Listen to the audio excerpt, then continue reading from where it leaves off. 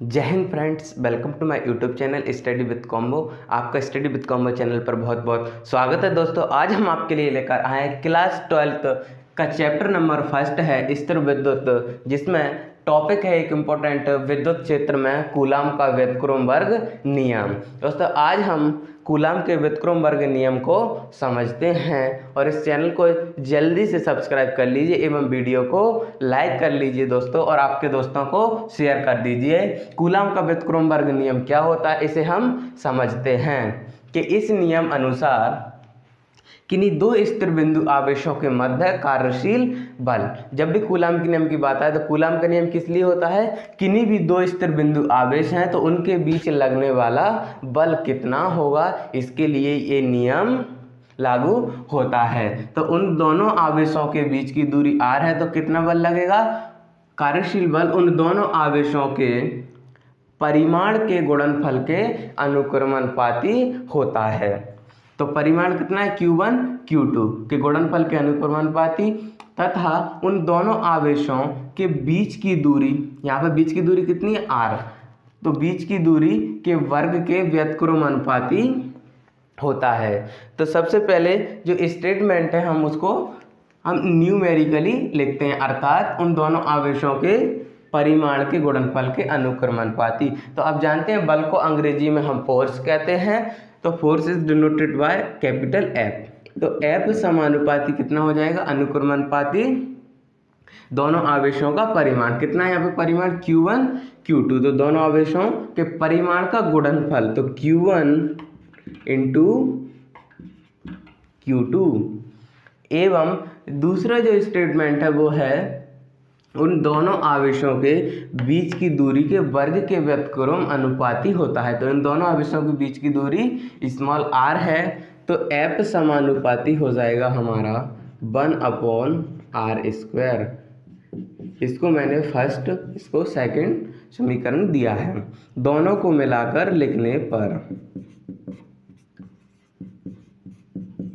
जब मैं इनको दोनों को मिलाकर लिखूंगा तो कितना आ जाएगा,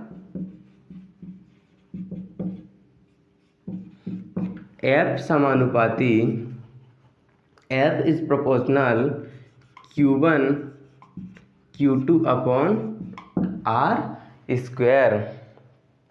अब मैं इस समानुपाती चिन्ह को हटा रहा हूं तो एक कांस्टेंट आएगा, तो F बराबर a Q1 Q2 बटे r², जहां a बराबर मैं कितना रखने वाला हूं, तो SI पद्धति में अगर हम SI पद्धति में बात करें, अगर CGS में a का मान, इस कांस्टेंट का मान कितना होता है 1, एंड अगर SI पद्धति में बात करूं मैं तो a बराबर होता है 1/4πε0 बराबर, एक और वैल्यू होती है इसकी 9×10⁹ इसका और इसका, इस कांस्टेंट का जो अगर SI मात्रक की बात करें तो कितना होने वाला है दोस्तों, इसको मैं इधर न्यूटन और ये कूलम में इधर आ जाएगा, तो न्यूटन इंटू मीटर और पर coulomb square, newton into metre प्रति कूलम स्क्वायर, ये होता है इसका SI मात्रक इस नियतांक का। इसकी मैं वैल्यू इसमें रखने वाला हूँ। एवं अगर हम एप्सिलॉन जीरो की बात करें तो एप्सिलॉन जीरो क्या है, यहाँ पर एप्सिलॉन जीरो वायु या निर्वात की विद्युतशीलता, वायु या निर्वात की विद्युतशीलता। अगर इसकी वैल्यू की बात करूं मैं तो कितनी होती है एप्सिलॉन जीरो की वैल्यू, एप्सिलॉन जीरो का अगर न्यूमेरिकली बात करूं, न्यूमेरिकली वैल्यू कितनी होती है, तो 8.85 गुणा 10⁻⁻12। अब मैं इसकी चाह रहा हूं यूनिट निकालना, तो यूनिट कितनी हो जाएगी इसकी दोस्तों, कूलम स्क्वायर प्रति न्यूटन इंटू मीटर स्क्वायर। तो F बराबर कितना आने वाला है, वो हमारा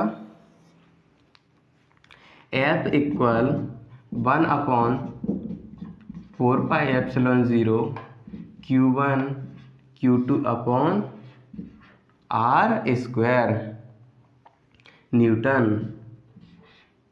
यहाँ से अगर आप एप्सिलॉन ज़ीरो की यूनिट आप समझ रहे हो कैसे लिखा है यहाँ पर, तो एप्सिलॉन को जब हम इधर लाएंगे और एफ को इधर ले जाएंगे तो ये बटे में पहुँच जाएगा, एफ यहाँ पर गुणा में है, तो कितना हो जाएगा कूलम स्क्वायर और ये न्यूटन इंटू मीटर स्क्वायर। यही मैंने यहाँ पे इसकी यूनिट लिखी है निर्वात की विद्युतशीलता की। अगर हम एकांक आवेश की बात करें कि एकांक आवेश किसे कहते हैं, तो कितना हो जाएगा एकांक आवेश। तो एकांक आवेश के लिए सबसे पहले माना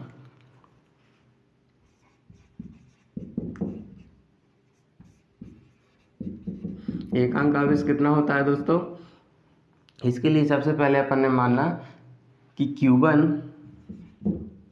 बराबर Q2 बराबर 1 कूलम एवं R बराबर कितना, R बराबर हो जाएगा हमारा 1 मीटर। जब मैंने R बराबर 1 मीटर रखा और F बराबर कितना आ जाएगा फिर 1/4πε0 की वैल्यू ये 9 × 10⁹ तो कितना हो जाएगा F इक्वल, F बराबर हो जाएगा हमारा, इसकी वैल्यू रख रहा हूँ 1/4πε0 की 9 × 10⁹ एवं Q1 और Q2 की वैल्यू 1 है एवं R की वैल्यू 1 है, तो ये न्यूटन। तो इसकी डेफिनेशन क्या हो जाएगी, अगर हम डेफिनेशन की बात करें कि एकांक आवेश की परिभाषा क्या होती है कि यदि दो सजातीय या विजातीय आवेश एक दूसरे से 1 मीटर की दूरी पर स्थित हों, या यदि दो समान आवेश वायु या निर्वात में, यदि दो समान आवेश, ये दोनों आवेश बराबर हैं, वायु या निर्वात में दो समान आवेश एक दूसरे से 1 मीटर की दूरी पर स्थित हों और एक दूसरे पर 9 × 10⁹ न्यूटन का आकर्षण या प्रतिकर्षण बल आरोपित करें तो प्रत्येक आवेश एकांक आवेश कहलाता है। आप इस टॉपिक को अच्छे से समझ गए होंगे। इसमें सबसे पहले F समानुपाती Q1 Q2, F समानुपाती 1/R², ये कूलम का स्टेटमेंट है विद्युत क्षेत्र के लिए। दोनों को जब मैंने मिलाकर लिखा तो F समानुपाती Q1 × Q2/R² आ गया है। F बराबर जब मैंने समानुपाती हटाया तो एक नियतांक आया, इस नियतांक का मान CGS पद्धति में 1 होता है और SI पद्धति में बात करें तो A बराबर 1/4πε0 होता है, या फिर 9 × 10⁹ न्यूटन इंटू मीटर पर कूलम स्क्वायर होता है, जहां ε0 वायु या निर्वात की विद्युतशीलता है जिसका मान 8.85 × 10⁻12 होता है। इसकी यूनिट की बात करें तो कूलम स्क्वायर पर न्यूटन इंटू मीटर होता है। तो हमारा फाइनली जो कूलम का जो व्युत्क्रमवर्ग नियम है जो बल के लिए होता है, इस Q1 और Q2 के बीच फाइनली कितना बल लगने वाला है, F बराबर 1/4πε0 Q1 Q2 अपॉन R²। अगर एकांक आवेश की बात करें तो उसकी डेफिनेशन हो जाएगी, यदि दो सजातीय या विजातीय समान परिमाण के आवेश एक दूसरे से 1 मीटर की दूरी पर स्थित हों और एक दूसरे पर 9 × 10⁹ न्यूटन का बल आरोपित करें तो प्रत्येक आवेश एकांक आवेश कहलाता है। Thanks for watching my video दोस्तों। अगर आपने अभी तक चैनल को सब्सक्राइब नहीं किया तो जल्दी से चैनल को सब्सक्राइब कर लीजिए एवं